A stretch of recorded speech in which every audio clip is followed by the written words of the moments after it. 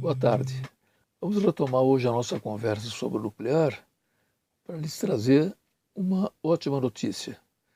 O governo suíço decidiu dar um presente de Natal para os cidadãos e cidadãs suíças. Ele decidiu fechar uma de suas centrais nucleares, uma central a 40 quilômetros de Berna, cujo prazo de validade está esgotado.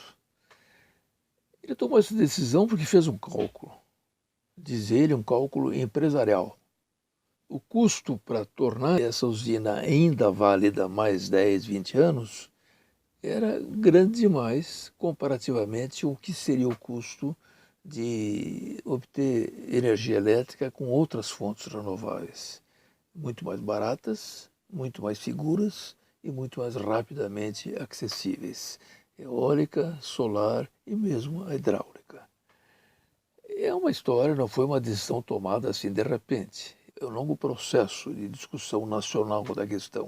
Desde 2011, quando houve o acidente de Fukushima, a Alemanha se apressou rapidamente, tomou a decisão de fechar todas as suas usinas num determinado prazo. Ela decidiu que não seria o caso de manter o povo alemão sob a ameaça de catástrofes como a de Fukushima e anteriormente eles tinham já conhecido a anterior de Chernobyl. Então, umas pelas outras, achou melhor fechar tudo e lançar-se no novo tipo de modo de produzir eletricidade.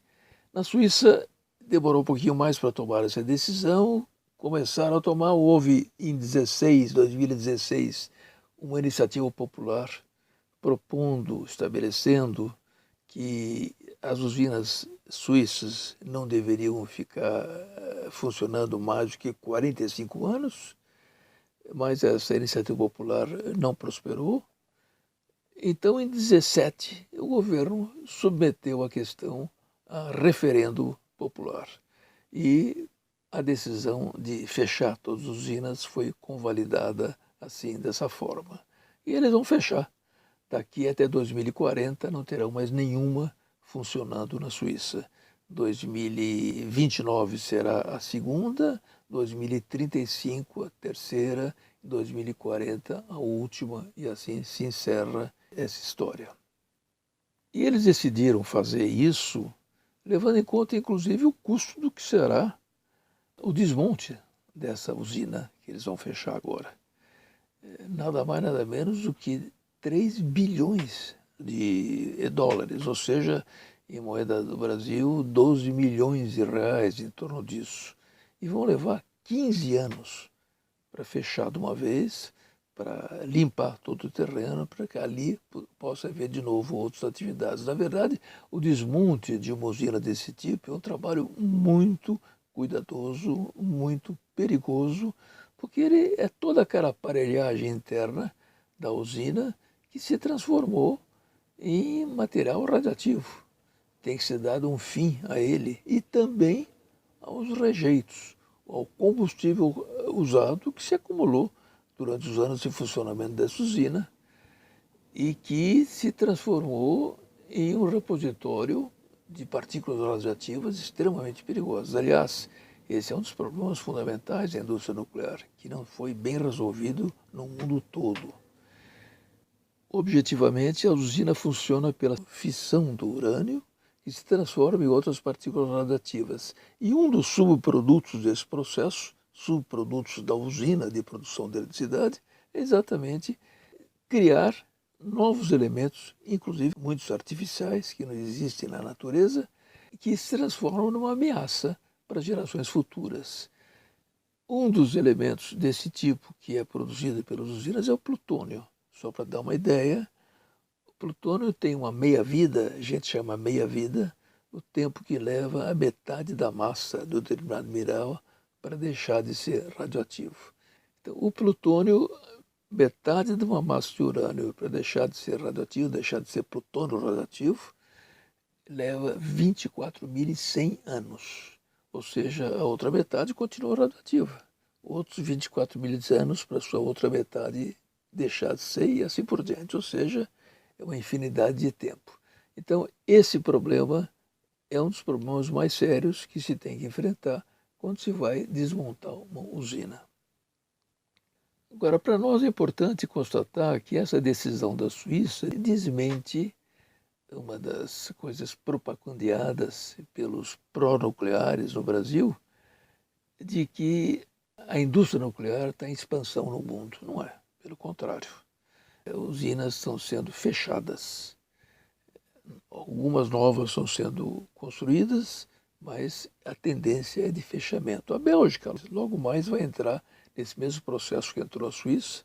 Nos Estados Unidos, os empresários já começam a dizer que não dava para construir mais usina nuclear porque já não é um bom negócio. As exigências de segurança tornam tão cara a usina que já deixou de ser um bom negócio. A própria França, que está às voltas com a construção de uma nova usina moderníssima, que não consegue terminar nunca, e que se torna cada vez mais cara, e que na França mesmo as pessoas se perguntam, será que é viável essa usina nova, de tipo novo, de geração 3, que eles construíram?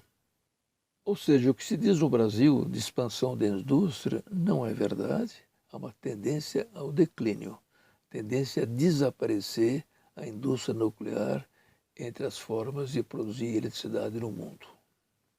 Triste a gente constatar o que se passa no Brasil nesse plano. Além de alardearem uma mentira, os responsáveis querem, de um lado, dar mais tempo de vida à Angra 1.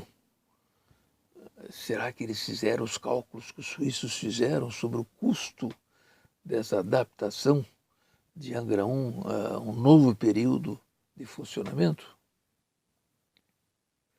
Além disso, eles estão querendo retomar a construção de Angra 3, uma velha história de que nós estamos sempre falando aqui, que vai ser feita com um projeto de nada mais nada menos do que 1976, ou seja, um projeto de segunda geração, que repete o projeto de Angra 2, quando no mundo já existem projetos de terceira geração para poder exatamente fazer frente às insuficiências, especialmente em questão de segurança, daqueles de segunda geração.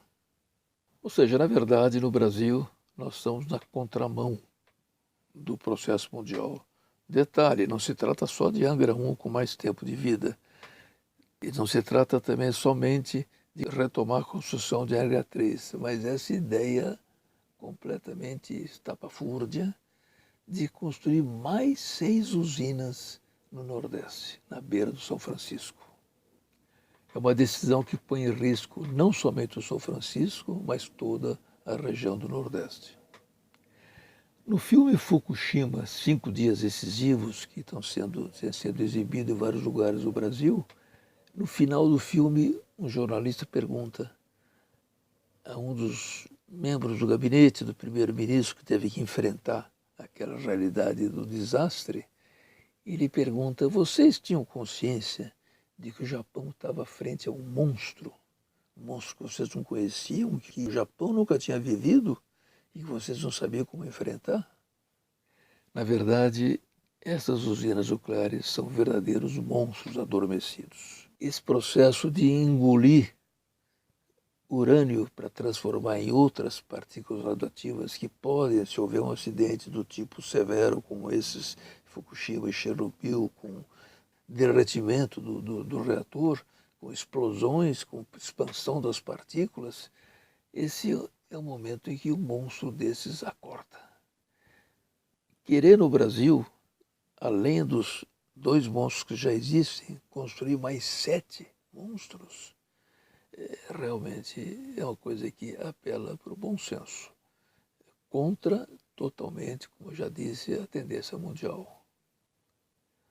A única coisa que nós podemos desejar é que essas novas usinas não sejam construídas. Para isso, inclusive, nós temos que agir, temos que atuar, temos que fazer com que as pessoas acordem para essa insanidade, mas nós temos que desejar que nenhum dos monstros que fiquem nas 2 usinas de Angra que ainda restem, até que um dia possam ser elas também desmontadas, criando custos que, aliás, não são considerados quando se fala em custo de energia nuclear, como não são considerados os custos dos desastres.